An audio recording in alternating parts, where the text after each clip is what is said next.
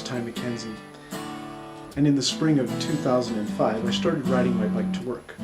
It's about 8 kilometers, and in good summer condition takes about 20 minutes. However, when the fall came and the weather started getting colder, I didn't know what to do. Since we only had one vehicle, I asked the guys at the bike shop, and they told me that it was possible to ride your bike in winter, something I would never, ever have considered. So that first winter I put on a set of studded tires and began to commute to work year-round. Now, 8 winters later, I have a different bike, more safety and winter gear to go along with it. And now I bike more for exercise, and when it gets below minus 25 or so, or it's really icy, I take the car.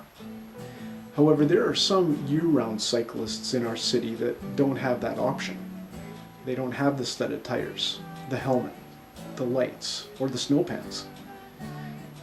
We meet some of these folks at the Lighthouse, a downtown supported living facility that provides people who need food, clothing, shelter, and support. It was through the Lighthouse that I was impacted by the verses in Isaiah 58 that form the core of their mission statement. Is not this the kind of fasting I have chosen? To loose the chains of injustice and untie the cords of the yoke, to set the oppressed free and break every yoke.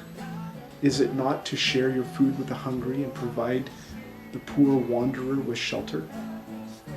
When you see the naked, to clothe them, and not to turn away from your own flesh and blood. These words haunted me as I realized I was doing very little for the oppressed, the hungry, and the homeless. And so began our journey and partnership with the Lighthouse in Saskatoon.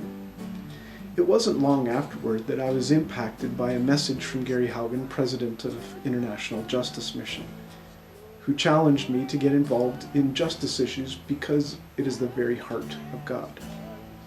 I wondered what a worship pastor in Saskatoon, Saskatchewan could possibly do regarding the injustices of the world, and I asked God to lead me in this area. The very next day, as part of my devotional reading plan, I read these words in Psalm 101. I will sing of steadfast love and justice. To you, O Lord, I will make music. The psalm goes on to talk about being a man of integrity, and this became the psalm that I quoted as I would begin my morning commute on my bike. So when Ride 2012 came along, it just made sense to join, and my son Tisa and I rode from Winnipeg to Moose Jaw that summer. This summer, we're riding a combined 12 weeks. Tis is riding 9 weeks from Vancouver to Halifax, and I'm going to join him from Vernon to Saskatoon and finish off the tour with him from Fredericton to Halifax. Together, we're going to ride a combined 8,600 kilometers and want to raise $12,000. We're riding for Good News Chapel in Regina, a ministry that works with folks who have a lot of similarities to our friends at the Lighthouse, in the very same ways that are spoken of in Isaiah 58.